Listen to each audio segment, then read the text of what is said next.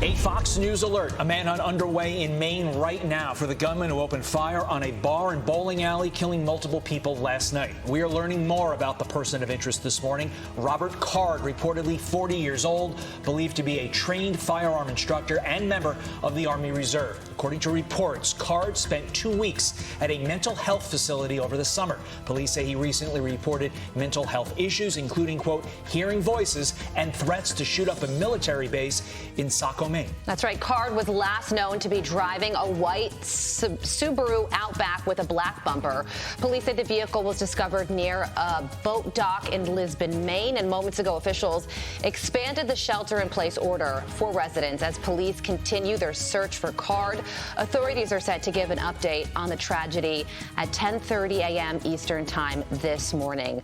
With that, let's bring in Marine veteran and former FBI agent Rob D'Amico. Rob, good morning to you. If this man is still alive, I mean, given his background as somebody who is a trained professional with weapons, has a military background, if he is still alive, what are police up against right now? Well, there's two cases. One, if he's still in the vehicle trying to get distance from this location. And I think that's probably safer for the hunt. If he's on the ground and they have to go on the ground and walk around and look for him, I think it's a lot more dangerous for the police officers involved. Reminds me of the search for Eric Rudolph, where we were walking through the mountains in North Carolina.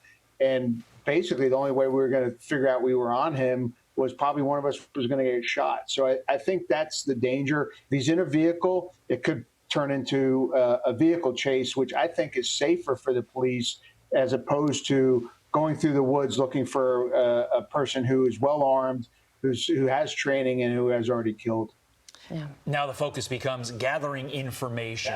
Describe the delicate balance that investigators are going through right now with regard to the victims. I mean, so many of these victims are in a hospital. They've just undergone the worst tragedy of their lives, yet they are crucial to providing information to trying tracking this guy down. Describe that delicate balance that the investigators are experiencing. Well, I think actually the investigation of the witnesses, I don't know if many of them are going to be able to provide accurate information of where he's at. I think family members can. I think one of the family members actually got, when they first figured out who it was, kind of said, well, you need to also look at this other, I think it was another restaurant or bar that he may have said something about.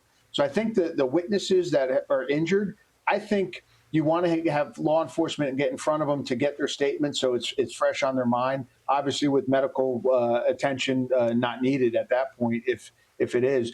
But what you really want to do is start looking at social media. You want to start looking at cellular things like that to find out where he may be going. You may want to talk to his family and say, is there any place that he's talked about that he has some type of attachment to, that he may be going? Again, when you're looking at the mental illness, something may mean something to him that he's actually going for. And then they can look at if he has a vehicle, maybe something in that vehicle has a tracking device on it. So many of them do now. Even a satellite radio, if that vehicle has XM radio or something along those lines, to help start looking at which way he's going.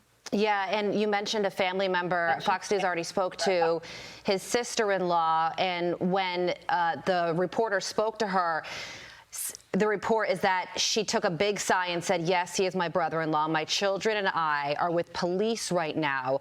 I don't have any further comment at this time. So that does prove that police are already talking to his family members. And also police say that they are aware that he may have a scanner as well as be tracking law enforcement moves. Yeah, with his background, I wouldn't be surprised. He's planned this. He's whatever he did, he's thought about.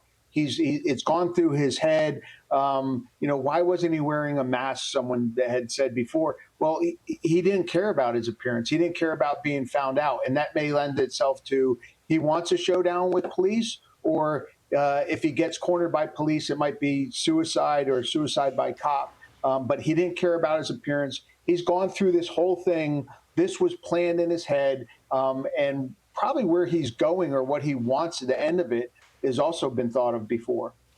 based on his 2-week stay in a mental facility just a few months ago. I mean, summer of 2023, literally just a few months ago. Why was he out on the street with a gun? I mean, that you're going to have to roll back and try to figure out. Was there something they're going to have to look at the laws? Was there something someone could have done, or it is mind-boggling. Everyone, this is the clearest case of he made threats, he had weapons, he had training, and he talked about shooting, and still he was out on the street with a gun. So I don't know what went wrong. I don't know what the laws are exactly up there. Can they take the weapon? If they can, how long can they keep it?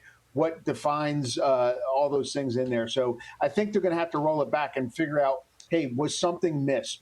Did someone say he could be out there or not do something? It's one of the clearest examples of who shouldn't have a gun. Yeah, absolutely. Clearly something was missed unless this gun was illegal, which is also an option. And we will definitely find that out in the days and weeks to come. We're also getting eyewitness accounts. One bowler who identified himself as Brandon spoke to the Associated Press. He said he thought at first it was balloons popping. It was about 10 shots he heard. He thought it was balloons, but then he saw this man with a gun and ran. He said he was sliding down the bowling alley as he was running, and then he hid in the machinery. He's one of the lucky ones, but there are others who were not. And now police are dealing with 2 separate crime scenes, 4 miles apart from each other, innocent victims inside, an untold number of them. What are police going to be doing in investigating these 2 crime scenes? So I think that's where a lot of the federal and state agencies are going to help out. Obviously, this town doesn't have the resources to do 2 huge crime scenes like that. So I think the FBI is going to be bringing their evidence response teams up there. The Maine State Police will be bringing them down here. And that's where they're going to be really helping out the locals in processing those crime scenes, because those are huge. And they probably, based on where the vehicle was and where he went, the crime scenes could be blocks long, depending on the evidence is out there. So I think the federal agencies and state agencies are really going to come together. They're going to put, they're going to have a working group and a command post, and they're going to divvy up who's doing what and how it's being done. And the thing with the crime scenes, Rob, you don't have to. We got to ditch you. We're up against the hard break. You don't have to. Got to ditch you there. Appreciate your insight, Rob. Thank you very much.